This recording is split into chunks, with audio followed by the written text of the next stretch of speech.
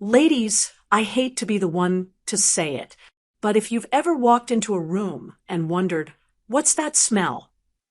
It might be coming from you. Now don't go getting embarrassed just yet.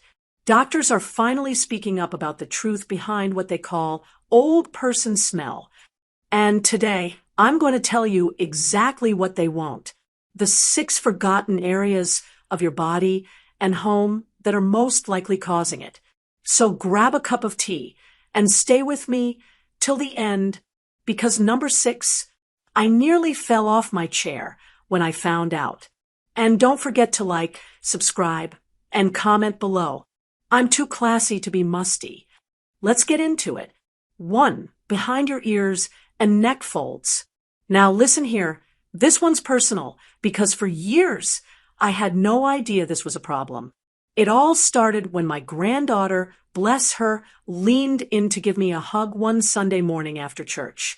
She wrinkled her nose ever so slightly, not rude, just enough for me to notice. I asked, "Sweetheart, is something wrong?" And she said, with the brutal honesty only a 9-year-old can deliver, "Grandma, your neck smells kind of funny." I nearly dropped my purse. I went straight to the bathroom mirror and had a long look at myself. My makeup was done, my blouse was clean, but sure enough, behind my ears and the nape of my neck had a sticky feeling. I hadn't even noticed it. So I did what every curious old lady with a smartphone does. I Googled it. Turns out there's actual science behind this. As we age, our skin produces a fatty acid called 2-nonenal, which clings to areas where oil and sweat glands are most active. The area behind your ears is packed with sebaceous glands, especially as we get older. Combine that with infrequent scrubbing, maybe some perfume residue or the natural oils from hair products. And what do you get? That faint, sour, old person smell we all dread. And let's be honest, we clean our faces. Maybe we use a wipe or toner, but when was the last time you scrubbed behind your ears? I'm not talking a quick rinse. I mean a gentle but firm circular motion with a warm cloth, some mild soap, and a bit of attention.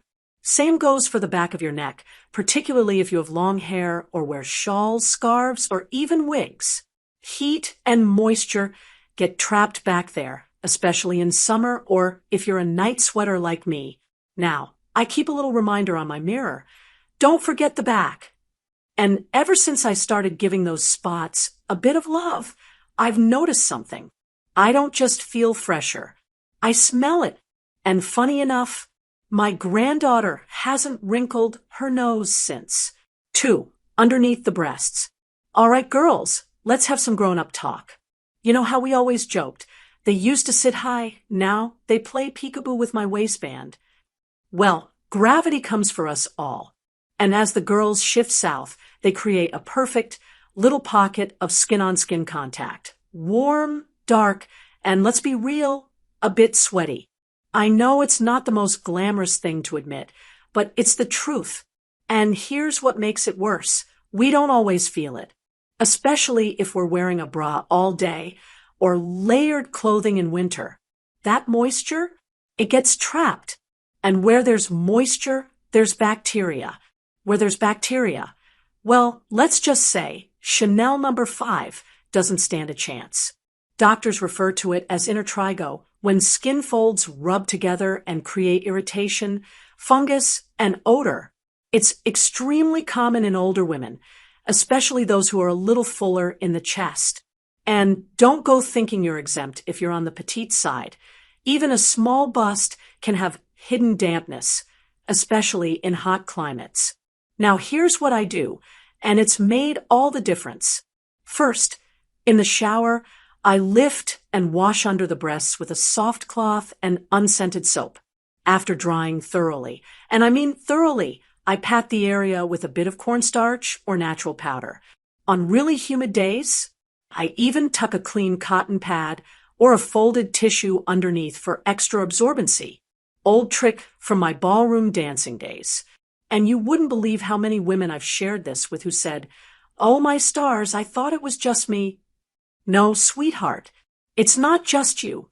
But the trick is to stay one step ahead, because nothing ages a woman faster, not even wrinkles, than a sour smell and damp blouse. 3. The inside of your shoes. Let me ask you something.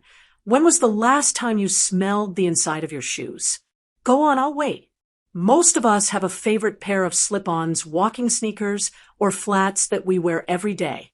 And we take good care of the outside. We wipe off the dirt, maybe give them a polish. But the inside, we pretend it doesn't exist. Let me tell you what I learned from my podiatrist after a persistent foot odor issue. He looked at my beautiful orthopedic Mary Janes and said, "These are the problem." I was mortified, but he wasn't judging, he was teaching. See, your feet are one of the sweatiest parts of your body. Each foot has over 250,000 sweat glands. And when that sweat seeps into your insoles, it doesn't just disappear. It stays. It dries. It mixes with dead skin. And soon enough, your shoes start to smell like they've been through a swamp, even if you just wore them to the post office. Here's what I do now, and what you should be doing too, especially as we age and become more prone to fungal issues and infections. Baking soda overnight. Sprinkle a spoonful inside each shoe, let it sit, and dump it out in the morning. It absorbs odor and moisture like magic. Wash or replace insoles regularly. Most people don't know this, but you can actually pull them out and soak them in warm soapy water, then air dry. Rotate your shoes. Give each pair a day to breathe between wears. Let them sit in a sunny spot if you can. And for those of us with leather shoes, activated charcoal inserts work wonders. You can get them online or at most pharmacies. Because here's the thing, no one wants to bend down to pick something up at the supermarket and get hit with a waft of something suspicious from their own shoes. Keep your feet happy, keep your shoes fresh, and you'll walk into any room with quiet confidence, not mystery odors. For your upholstered chairs and recliners expanded. Let me paint a picture for you. It's the end of the day. You've got your cozy blanket, your favorite recliner, a warm cup of chamomile tea, and your feet up. Bliss, right? Now, imagine you've been doing that every day for years. You might not even realize it, but the very seat you love most, it might just be harboring you in more ways than one. Your natural oils, skin flakes, hair, body sweat. Especially if you nap there or watch your afternoon programs religiously, they're slowly soaking into the fabric. And I don't mean to alarm you, but I read once that the average recliner cushion contains more skin particles than your mattress. Let that settle in for a moment. And here's the kicker. We seniors often stop noticing the odors around us. Our noses get used to it. So we might think, my house smells fine, until someone younger visits and goes, it smells like grandma's house in here. And that's not always meant as a compliment. The truth is, fabric absorbs everything, even those subtle scents that come with aging skin. Now, don't be embarrassed. This doesn't mean you're unhygienic. It means you're living. But it also means you've got to stay one step ahead. Here's what I do.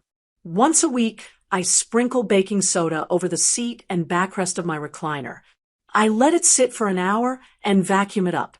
It neutralizes odors beautifully. Twice a year, I steam clean my upholstered furniture. You can rent a little machine or hire someone. It's worth every penny. And here's my favorite trick. I keep a sachet of lavender and cedar tucked inside the cushion crevice.